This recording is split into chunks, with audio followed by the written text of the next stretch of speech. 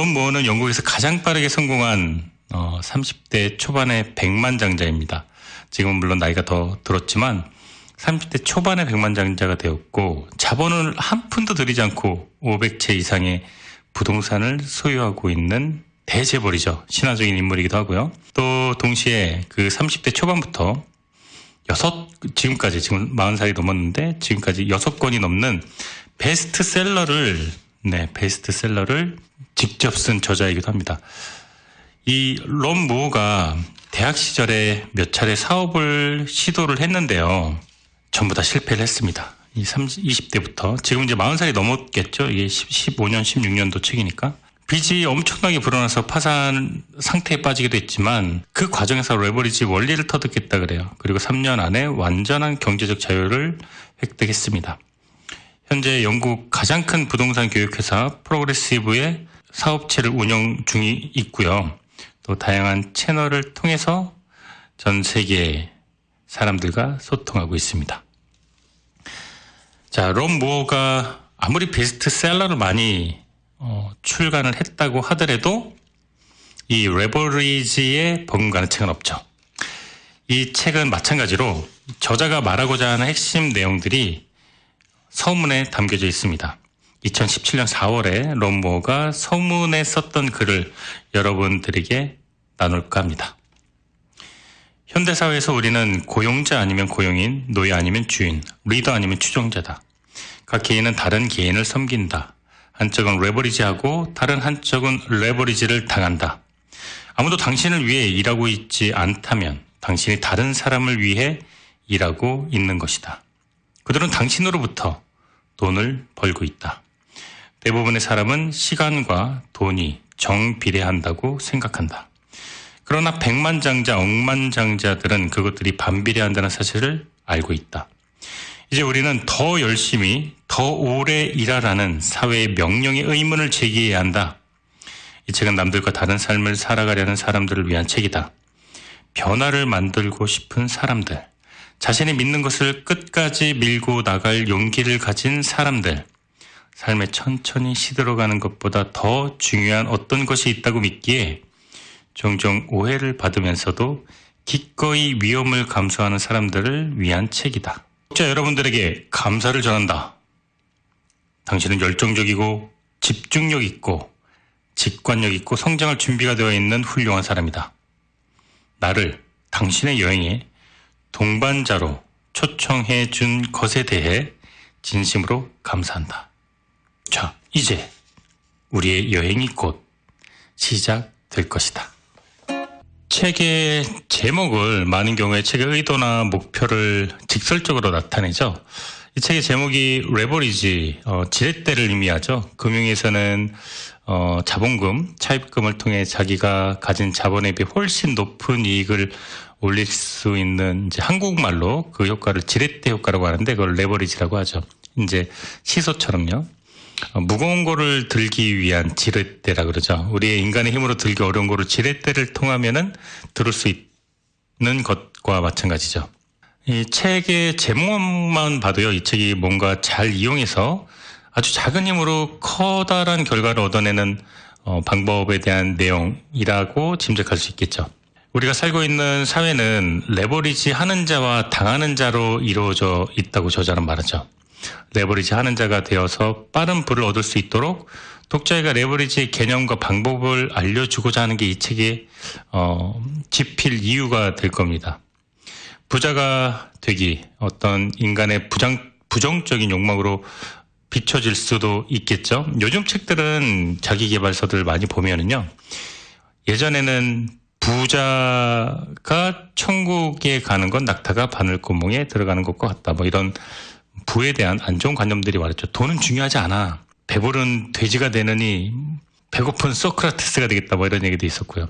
근데 현대사회는 많이 다르죠. 부자가 선량하고, 부자가 똑똑하고, 부자가 근면하고, 부자가 진취적이고, 부자가 근면 성실 열심히 일하는 경우가 대부분입니다. 가난한 자는 부자를 동경해야 함에도 불구하고 본인이 부자가 될 수 없다라는 집권적인 스스로의 자유적인 판단 아래 부자를 경시하고 멸시하고 조롱하기도 하고 터부시하는 경우도 있습니다. 책의 도입부에 등장하는 사례가 있는데요. 이 밥이라는 남자가 회사에서 맡은 일을 자신의 연봉보다 훨씬 낮은 금액으로 이제 아웃소싱 업체에 의뢰하는 내용이 나옵니다. 일도 하지 않고 뭐 굉장히 많은 돈을 받았는데 그 일의 결과는 오히려 열심히 일한 사람보다 더 좋았다 그러죠. 하지만 도의적으로는 이것은 잘못된 행동이고 또 그 다른 데다 일을 맡기고 본인은 다른 일, 그 회사 일을 더 열심히 한 게 아니라 본인은 이제 그 인터넷 쇼핑을 했다고 하니까 또 하지만 그 결과는 효율적이고 더 좋은 결과를 얻었다 그러죠. 여기서는 이제 저자는 회사는 그걸 알고 밥을 잘랐지만 저자는 이런 직원이 있다면 그 직원을 자기는 승진시킬 것이다. 그리고 그 방식을 배울 것이다. 그리고 그 방법을 다른 직원과 다른 분야에도 적용했을 것이라고 말을 하고 있습니다. 자, 노래 듣고 돌아와서 이 밥이 대체 어떤 방식으로 어떻게 일을 했고 어떻게 회사를 잘렸는지 본문 내용 살펴보도록 하겠습니다. 먼저 사생활 보호를 위해 밥은 실명이 아니라는 점을 밝혀준다. 밥은 최고의 소프트웨어 개발자다. 가정적이고 순정적이고 조용한 정규직 회사원이다. 겉으로 보기엔 엘리베이터에서 마주치면 그냥 지나치게 될 것 같은 지극히 평범한 사람이다. 그는 탁월한 업무 능력을 인정받아 2억 원의 연봉을 받았다. 그런데 그의 인터넷 검색 기록을 살펴보니 그가 근무 시간에 이베이, 애마존, 페이스북을 하면서 시간을 보냈다는 사실이 발견되었다. 밥의 회사는 조사관을 고용해 밥의 불규칙한 근무 태도와 온라인 사용 기록을 조사했고 그 결과 그가 자신의 모든 업무를 중국에 있는 아웃소싱 업체에 의뢰했다는 사실을 알아냈다. 그는 아웃소싱 업체에 1년 동안 3,500만 원만을 지불한 채 모든 결과물을 받았다. 그 결과 1억 원이 훨씬 넘는 순이익을 올리고 회사에서는 일하지 않았던 것이다. 알고 보니 그는 다른 회사와도 계약을 맺고 또 다른 아웃소싱 업체의 업무를 의뢰하는 프리랜서로 일하고 있었다. 하지만 그가 처리한 업무의 수준은 평균보다 훨씬 높았다. 보고서는 간결하고 탁월했고 하지만 그는 해고됐다. 만일 5년 전에 내 회사에 밥 같은 직원이 있었다면 나 역시 그를 해고했을 것이다. 그러나 똑같은 상황이 지금 발생한다면 오히려 나는 그를 승진시키고 그가 아웃소싱 업체와 계약을 맺고 일을 처리한 방법을 배워 다른 분야에 적용했을 것이다. 이 밥의 사례는 시대가 변하고 있다는 걸 보여준다. 기존의 관습적인 고용 형태와 업무 방식이 줄어들고 혁신적인 대안이 빠른 속도로 부상하고 있다는 걸 알 수 있다. 또 하나의 예를 들면 20년 전 나는 중등 교육 자격 검정 시험을 준비한 학생이었다. 아버지는 내게 전과목 A를 받으면 30만 원을 주겠다고 약속했고 그 시절 30만 원은 15살 소녀에게는 300만 원 이상의 가치였다. 나는 아버지가 던진 미끼에 혹해서 밤낮 없이 공부에 몰입했다. 원래 같으면 10대 소년답게 밤마다 친구들과 어울려 놀러 다니기고 여자아이들 꽁문이나 쫓아다녔을 여름방학을 나는 공부에 기꺼이 희생했다. 30만 원이 정말 너무나도 갖고 싶었기 때문이다. 내가 책 속에 교과서 속에 파묻혀 있는 동안 내 단짝 중 한 명인 마크는 매일 밤마다 신나게 놀았다. 마크는 여자아이들에게 인기가 좋았고 나는 그런 마크를 질투했다. 속으로 하지만 나는 이렇게 유혹을 이겨냈다. 30만 원에 집중해. 로브. 여기서 로브는 뭐예요? 마크는 모든 수업을 나와 함께 들었다. 그런데 그는 시험을 코앞에 두고도 긴장하지 않았다. 공부를 하지 않는 게 분명한데 시험을 통과할 것 같이 자신만만했다. 30만 원을 위해 인생의 가장 좋은 시간을 희생하고 있던 나는 마크를 볼 때마다 화가 났다. 마크는 시험에 떨어져 내 희생이 타당했다는 걸 나는 은근히 바랬다. 드디어 성적표가 나오는 날 마크와 나는 성적표에 절치선을 찍고 읽었다. All A. 자랑스러워하실 아버지의 모습이 떠올랐다. 마크가 성적표를 펼쳤다. 전부 A이고 2개만 B가 나왔다. 나는 말했다. 아니 어떻게 된 거야 마크? 넌 공부를 전혀 안 했잖아. 아니? 혹시 너 나 모르게 공부를 한 거야? 나는 놀라서 소리를 쳤다.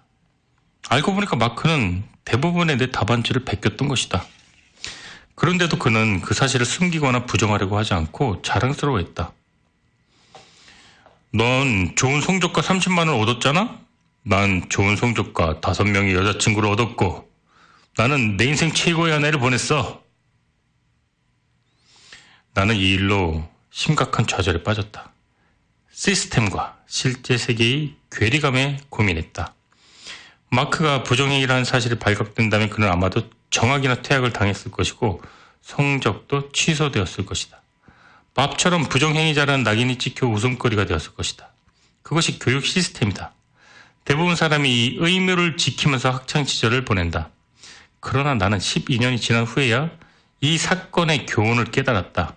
어떻게 보면 위선적이지만 밥과 마크는 실제 비즈니스 세계에서 빈번하는 레버리지가 무엇인지 보여주는 사례였기 때문이다. 사회가 말하는 성공의 기본 법칙은 열심히 일하는 것 그리고 희생이라고 저자는 말합니다. 그런데 행복한 삶과 시간적인 자유를 원한다면 더 열심히 더 오래 일하라는 성공의 법칙이 망상이다라고 말합니다. 더 현명한 방법이 있지만 이 사회는 그 방법이 공개되는 걸 원치 않는다. 그래서 우리는 비밀의 문을 열어야 한다. 이렇게 말하는데요. 일반적인 통념과 달리 시간과 돈은 반비례한다라고 역사를 하고 있습니다. 시간을 많이 투입해야 시간당 요즘 뉴욕이 18불인가 이렇게 올랐어요. 2024년부터 시간당. 자, 그래서 당연히 8시간 일하는 것보다 10시간, 10시간보다 초과 근무 12시간, 뭐 심지어는 14시간. 그러면 당연히 돈을 더 버는데 정말 돈을 많이 벌려면 시간과 돈이 비례하는 것이 아니라 반비례해야 된다라고 말을 하죠. 최소한의 시간을 투입해서 최대한의 돈을 버는 것. 거의 모든 부유층은 빈곤층보다 적게 일하지만 몇백, 몇천 배도 많이 번다는 것이죠. 빈곤층으로 빠질수록 시간에 그리고 나의 노동력에 그리고 나의 건강에 나의 젊음에 대가로 돈을 법니다. 성과를 내기 어려운 일을 위해서 오랜 시간 희생하는 건 어리석은 일이죠. 행복과 자유스러운 시간을 삶의 마지막으로 미루고 인생의 반을 아니 인생의 3분의 2를 아니 4분의 3을 5분의 4를 일하는 데만 사용하는 것은 균형이 아니라 당신 자신이 자신에게 부여한 노예의 삶. 조금 세게 말하네요. 저자가. 레버리지를 당신이 지배한다면 다른 사람의 시간, 자원, 지식, 건강, 청춘 그것들을 통해 당신은 돈을 벌고 당신의 시간을 보존하고 당신이 원하는 계획과 목표와 꿈을 넘어서는 부자가 될 수 있다. 이렇게 저자는 말합니다. 저자는 지식을 쌓기 위해 노력하라고 말합니다. 책을 읽거나 강의를 듣고 멘토를 찾고 현명한 사람들과 네트워크를 만들고 그것을 바탕으로 일에 투자하고 배우고 교훈을 삼으라고 합니다. 더 많이 배울수록 더 많은 돈을 번다는 법칙이 실제 적용되고 있다. 이렇게 얘기하는데요. 정말로 높은 수준의 대우와 자유를 얻기 위해서는 시간을 투자해서 일을 할 것이 아니라 지식을 쌓아야 한다고 말합니다. 우리가 생각하는 것과는 조금 반대적인 개념이죠. 시간을 투자해서 일을 해서 돈을 버는 게 아니라 시간을 투자해서 지식과 교훈과 경험을 쌓고 일에는 최소한의 시간을 투자하는 것이죠. 이게 조금 내공이 좀 쌓여야 되겠죠. 실제 웬만한 분야라면 서점에 관련 서적이 정말 많죠. 그런데 어떤 분야를 파헤치기 위해서 10권, 가깝게는 5권, 6권 이상 한 분야 책을 연속으로 통독한 경험 많지 않으실 것 같아요. 자, 하지만 저자는 이런 책 한 권 한 권 어떠한 전문가가 직접 간접적으로 평생을 바쳐 연구한 학문과 교훈과 사례를 집대성한 이 책이야말로 책 한 권의 그 값어치는 어떤 이에게는 한 권의 값, 어떤 이에게는 과소비, 어떤 이에게는 100만 배, 1000만 배의 이상의 값어치를 갖는다고 말을 합니다. 이렇게 책과 지식은 레버리지를 만드는 데 가장 확실한 연료가 되고 이게 자기에게 할 수 있는 현명한 투자 그리고 책을 읽는 건 위대한 사람들의 성공 비결을 전수받는 가장 빠른 지름길이라고 말합니다. 또 책에는요, 빌 게이츠, 마크 저커버그 이런 사례들도 나오고요. 멘토링의 중요성을 강조하는 사례 또 많이 나옵니다. 또 멘토 코치, 멘탈 코치, 또 멘토링, 그런 배움, 세미나, 워크샵 이런 거에 참석하는 걸 아까워하지 말고 최고가 된다면 최고로부터 배우라 이렇게 이야기를 하고 있습니다. 산업사회는 1세, 그러니까 0세 지나서 우리는 1살부터 되죠. 18살까지만으로 인생을 배우는 시기죠. 성인 18세 이상부터 65세까지 돈을 버는 시기, 65세부터 죽을 때까지는 삶을 그리워하는 시기로 이 산업사회는 나눕니다. 저자는 마치 소세지 기계에 들어간 것처럼 직업을 얻기 위해 공부하고 죽어라고 평생을 공부하다가 말년에 약간의 자유로운 시간을 얻었을 때 젊은 시절을 그리워하는데 막상 그 젊은 시절에는 일만 하느라 시간이 없었죠. 저자는 시간을 의미 있게 보낼 걸 강조하고 있습니다. 일과를 끝내고 자신에게 내가 정말 의미 있는 일을 했는가라고 물었을 때 아니다 이런 답이 나온다면 인류에게 주어진 가장 큰 선물이자 가장 귀중한 자원인 시간을 낭비하는 것이라고 말을 합니다. 끊임없이 자신에게 이 일이 투자된 시간 대비 최고의 보상을 주는가라고 물어보라고 저자는 말합니다. 식상하지만 결코 가볍지 않은 시간은 금이다라는 격언을 다시 한번 되새겨야 할 때입니다. 네, 본문 내용 중에 일과 삶의 균형이라는 망상이라는 챕터 읽어드리겠습니다. 격언 같은 게 책에 나와 있어요. 일반적인 것을 잃을 위험을 감수하지 않으면 평범한 것에 만족해야 한다. 짐론. 본문 내용입니다. 많은 사람이 당연하게 받아들이는 또 다른 기만적인 개념은 일과 삶의 균형이다. 행복과 자유로운 시간을 삶의 마지막으로 미루고 인생의 3분의 1을 일하는 데 사용한다면 그것이 어떻게 균형이 될까? 당신은 잠자는 시간보다 더 많은 시간을 일하는 데 사용한다. 놀고 창조하고 탐험하고 나누고 배우고 사랑하는 시간을 모두 합한 것보다 당신은 더 많은 시간을 당신이 원치 않는 일을 하는 데 사용된다. 그럼 균형이 아니라 본인이 부여한 노예의 삶이다. 당신 자녀가 그런 삶을 산다면 당신은 원하겠는가? 그런데도 왜 당신은 본인 스스로 그런 삶을 받아들이고 있는가? 주말에 하고 싶은 일을 하기 위해 일주일 내내 자신을 희생하는 게 어떻게 균형인가? 오랜 시간 동안 싫어하는 일을 하고 짧은 시간 동안 좋아하는 일을 하는 게 어떻게 균형인가? 평일 근무와 주말 휴가는 사회의 규정이다. 오전 8시에 일하고 6시에 끝내는 것은 기업의 규정이다. 생활비를 벌기 위해 일주일 내내 일하는 건 자본주의의 규정이다. 한 달 일하고 한 달 후에 급여를 받는 것도 자본주의의 규정이고 내가 일하고 번 돈의 세금과 보험료를 선불로 20%, 30% 빼앗기는 것도 정부의 규정이다. 당신은 왜 사회와 타인이 규정한 시스템에 따라 자신의 삶을 살아가야 하는가? 쾌정시계에 달린 추는 양쪽으로 움직인다. 중앙이 멈추지 않는다. 한쪽 끝에서 다른 한쪽 끝으로 움직이는데 대부분의 시간을 사용한다. 이것이 일과 삶의 균형이 작동하는 방식이다. 당신은 시계추가 중앙에 머물기를 기대하지만 그것은 망상이다. 억지로 시계추를 한쪽 끝에 머물게 하면 당신은 가정 또는 직장에서 원하는 만큼의 시간을 보내지 못한다. 이것이 시간이 작동하는 방식이다. 동일한 시간과 동일한 균형은 없다. 집중 또는 망각, 성장 또는 쇠퇴, 정복 또는 실패처럼 극단적인 형태로 나타난다. 하지만 자신의 삶을 통제하는 사람들은 이러한 규칙을 극복할 수 있다. 그들은 더 나은 방식을 알고 있다. 성공을 이룬 사람은 일과 삶의 균형을 이야기하지 않는다. 그보다 더 큰 비전이 그들을 이끌기 때문이다. 성공했다고 해서 항상 좋아하는 일만 하는 것도 아니다. 그저 그 일이 단기적으로는 고통을 준다고 해도 해야만 하는 일이라는 것을 직관적으로 느끼고 시계추의 움직임과 함께 흘러갈 뿐이다.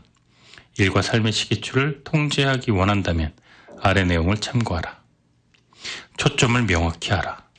당신이 해야만 하는 당신에게 자존감과 목적, 의식을 부여하는 다른 사람들과 당신을 차별화하는 매달릴 가치가 있는 일을 찾아라.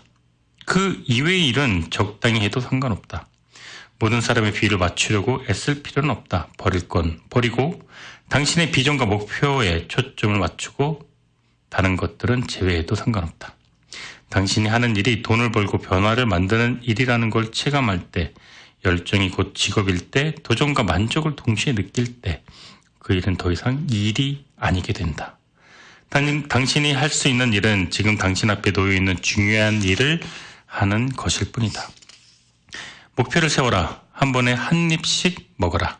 마감 기한에 압도되지 말고 당신이 지금 할 수 있는 일에 초점을 맞추어라. 약간 땀이 나기 시작할 때 포기하는 것은 나약함이다. 비전의 부족, 장기적인 목적 의식의 부재를 드러낸다. 그러나 이 사실을 알면서도 포기하고 싶은 생각이 든다면 그 일이 당신에게 정말 중요한 일이 아닐 가능성이 높다. 포기가 나약함으로 여겨진다는 이유만으로 그 일을 계속하는 것이 과연 옳을까? 당신이 생각하기에 가치가 없거나 보상이 형편없는 일이라면 빠르게 포기하는 것이 현명하고 강하고 용기 있는 행동이다. 포기할 줄 알아야 앞으로 어떻게 일을 추진할지, 어떤 일을 배제할지 직관적으로 파악할 수 있다. 나는 건축학 학사 공부한 지 2주 만에 나와 맞지 않는다는 걸 알고 그때 그만두었어야 하는데 그런데도 154주 동안 그 공부를 계속했다. 한 번도 만난 적 없는 사람들이 내가 출석하지 않은 걸 보고 포기했다고 생각하는 게 싫었기 때문이다. 사실 그들은 나를 알지도 못했다. 결과적으로 정말 어리석은 짓이었다. 잃어버린 3년뿐 아니라 더 의미 있는 일을 할 수 있는 미래의 비전과 시간을 잃어버렸다. 당신이 싫어하지만 어쩔 수 없이 계속해야 하는 일은 빨리 포기하라. 그래도 안 죽는다. 세상은 안 변한다. 당신은 굶어 죽지 않는다. 그러나 어렵고 힘들다는 이유만으로 당신에게 중요한 의미 있는 일까지 포기해서는 절대로 안 된다. 당신은 지금 당신에게 중요한 목표부터 한 걸음 떨어진 곳에 있는지 아니면 당신에게 중요하지 않은 목표로부터 떨어져 있는지 알아야 한다. 다른 사람들의 기대에 부응하기 위해 어떤 일을 하거나 어떤 사람이 되지 마라. 외부 집단의 압박은 당신을 피로하고 불편하게 만든다. 당신의 비전과 가치에 도움이 되지 않는 낮은 가치의 일은 다른 사람에게 맡겨라.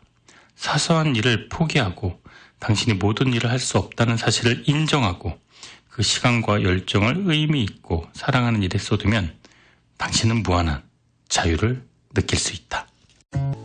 저자에 따르면 가난한 사람과 부자, 노동자와 자본가는 돈에 대해 생각하는 방식, 개념, 태도, 전략, 행동의 근본적인 차이가 있다고 하는데요. 다음은 저자가 얘기하는 부자들이 돈을 대하는 사고방식인데요. 돈이 나를 위해 일하게 만들어야 한다. 돈을 만들어내는 건 시스템이다. 이 지구에서 돈은 자원과 함께 거의 무한대로 어디에나 넘쳐나도록 풍부하게 있다. 돈은 병을 치료하고 아픈 사람을 낫게 하고 사람을 더 가치 있게 만든다. 저자는 사람들이 돈은 나쁜 것이다. 그릇된 인상을 주입받았고 그리고 절대로 그것은 사실이 아니고 관념 자체를 버리고 다시 새롭게 주입해야 된다고 말합니다. 당연히 돈 자체가 나쁜 게 아니고 부유해지는 것이 그릇된 목표가 아니지만 부의 축적 과정에서 불법을 행하거나 약자를 착취하거나 부정적인 이미지 이런 선입견들로 작용하는 건 사실이기도 합니다. 저자는 돈을 어떻게 쓰는가 하는 게 요점이고 인식만 바꿔도 돈은 비전을 성취하는 데 기여하고 문제를 해결해 주는 훌륭한 도구가 된다고 말합니다. 최근 돈이 흘러들어오게 하는 레버리지 그 생산수단에 시간과 자본을 투자하고 사람과 시스템에 의해 일이 운영되게 하고 자신은 운영에서 빠지는 것이라고 설명을 하고 있는데요. 우리가 이제 만들어낼 수 있는 그 유형 이렇게 제시를 했는데 레버리지를 통해서요. 제가 읽어드릴게요. 비즈니스 중에서는 매장과 온라인숍, 프랜차이즈 같은 내가 직접 운영하지 않아도 소득이 발생하는 것. 부동산, 주식, 채권, 지적재산권, 특허, 라이센스 같은 것, 실물 자산인 금, 귀금속, 예술품. 일단 사놓고 자본이 증식될 수 있는 수단. 파트너, 투자자, 동업자, 협력자, 일을 맡김으로써 내가 직접 운영하지 않아도 소득이 발생하는 인적 네트워크. 이렇게 기타 등등 나옵니다. 저자는 이렇게 돈을 지배하는 법칙이 실제로 존재하고 지구상에서 가장 부유한 사람들을 관찰하고 연구하며 이 결론에 도출했다고 합니다. 즉, 부는 가치와 교환을 더한 것에 레버리지가 곱해져야 한다. 그러니까 이 책의 포인트는 사실상 희소성 있는 중요한 메시지가 얼마 없고 어떻게 태도, 마음가짐, 생산성 등의 내용을 덜어낸다면 결국 소득 창출 가치에 대한 이야기인데 그 소득 창출 가치는 기회비용을 따져서 타인이나 어떤 시스템을 이용을 하는 것이 정답이라고 얘기를 하는 거 있습니다. 레버리지의 원칙 3가지로는요, 책에서 말하는 아웃소싱, 시간, 포기 중에서 시간과 포기는 여러 책에서 찾아볼 수 있는 내용이니까 불필요한 것을 포기하는 겁니다. 이게 찾아볼 수 있는 내용이기 때문에 아웃소싱이 이 책에서 강하게 주장하는 차별화될 수 있는 핵심 키워드라고 말할 수 있는데 이 원리만을 설명하고 있지는 않지만 이 원리가 이 책에서 논하는 가장 중요한 핵심 포인트라고 말을 할 수 있겠습니다.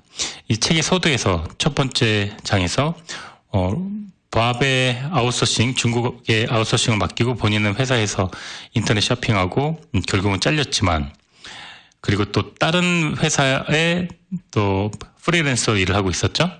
그래서 이 밥의 사례처럼 내가 할 수 있는 일을 어떤 외주로 맡기고 아웃소싱을 하고 그리고 나는 그것을 관리하고 분배하는 역할만 해도 내가 그 일을 집중해서 하는 것보다 10배, 20배 이상의 소득을 낼 수 있다는 것이죠. 그 밥이 거의 10몇 년 전에 2억 원의 연봉을 받았다고 하니까요. 노래 듣고 돌아올게요. 네, 이 책의 가장 뒷부분에 나와 있는 책을 마치며 주제 당신의 하루는 얼마입니까? 낭독해드리겠습니다. 나는 특별한 사람이 아니다. 대학 시절에 몇 가지 사업을 시도했고 실패했다. 빚이 엄청나게 늘어나 파산 상태에 빠졌다. 건축학을 전공하고 술집을 운영하다 화가로도 활동했다. 하지만 지금 그것들과 상관없는 부동산 사업을 하고 있다. 처음 사업을 할 땐 별다른 능력도 재력도 없었다. 게다가 서프라임 모기지 사태 직전에 부동산 사업을 시작한 걸 보면 운도 지질이 없었다. 하지만 레버리지를 깨달은 채 1년도 되지 않아 내 자본은 한 푼 안 들이고 경제적 자유를 획득했다. 30대 중반 젊은 나이에 영국에서 가장 부유하고 가장 성공한 모험적인 기업가로 인정받았다. 1년 중 3개월을 그랜드 캐년, 플로리다, 모나코, 두바이에서 지내며 현재는 적은 돈을 받으며 열심히 일하는 사람들이 사랑하는 사람과 원하는 시간에 좋아하는 일을 하며 살기를 바라는 마음을 담아 전 세계의 레버리지 트레이너를 양성하고 있다. 더불어서 페이스북과 블로그 등 다양한 채널을 통해 각국의 사람들과 소통하면서 레버리지 라이프를 전파하고 있다. 아내와 2 어린 자녀와 함께 시간을 보내고 배우고 책 쓰는 일에 대부분 시간을 사용한다. 레버리지가 주는 가장 큰 선물은 사랑하는 사람들과 함께 보낼 수 있는 시간이다. 내가 할 수 있으면 당신도 할 수 있다. 이제 당신은 일과 휴가, 열정과 직업을 통합하고 더 짧은 시간에 더 많은 일을 하고 모든 것을 아웃소싱하고 당신의 이상적인 레버리지 라이프를 창조할 수 있는 충분한 지식을 갖췄다. 내가 더 빨리 레버리지를 알았다면 훨씬 더 많은 자유, 선택, 시간, 소득을 얻었을 것이다. 당신은 늦지 않았다. 삶에서 지루하고 따분한 일들을 최대한 많이, 최대한 빨리 레버리지 하는 걸 목표로 설정하라. 따분한 업무 중에는 성공의 걸림돌이 될 것들이 많다. 그런 일들을 기꺼이 대신해 줄 사람을 둔 행운아가 아니라면 당신은 일주일에 수십 시간을 낭비하고 있을 확률이 높다. 100만 장자들의 시간은 1시간당 700만 원의 가치가 있다고 한다. 10시간만 낭비해도 엄청난 손해다. 100만 장자들이 돈이 많기 때문에 레버리지가 가능하다고 생각할 수도 있지만 그들은 부유하지 않았던 과거에도 자신의 시간에 매우 높은 가치를 부여하고 소득 창출 업무를 제외한 나머지 일들을 레버리지 했기 때문에 100만 장자가 된 것이다. 이제 당신도 삶을 낭비하는 일들을 하나씩 제거해야 한다. 레버리지를 사치로 생각하지 말고 반드시 해야 할 일로 생각하라. 나는 이 책에 나의 모든 걸 쏟아부었다. 이 책이 하나의 혁명이 될지 누가 알겠는가? 내가 할 수 있다면 당신도 할 수 있다. 당신이 하고 싶은 일을 무엇이든 레버리지로 활용하면 어느 곳, 어느 시간 당신은 구애받지 않고 일할 수 있다. 어떤 수준의 부와 자유를 원하는지 그걸 가질 수 있다. 매년 여름을 시원한 해변에서 보내고 지독하게 추운 겨울은 세계에서 가장 따뜻하고 아름다운 장소에서 보낼 수 있다. 사랑하는 가족들과 시간을 보내면서 혼자만의 시간을 즐길 수도 있다. 돈을 벌 수도 있고 돈을 나눌 수도 있고 세상을 변화시킬 수도 있다. 모든 건 당신의 선택에 달렸다. 나는 언젠가 당신이 내게 레버리지로 성공한 이야기를 들려줄 수 있기를 염원한다. 사람들은 항상 행동보다 말을 더 많이 한다. 당신은 말이 아니라 행동이 앞서는 사람이길 바란다. 당신의 여정에 동행할 수 있던 것을 커다란 특권으로 여기고 감사한 마음을 전한다. 더불어 이 책이 당신이 좋아하는 사람들에게 도움이 될 거라고 생각한다면 거리낌 없이 추천해 주길 바란다. 당신이 하는 모든 일에 행운이 있기를 빈다.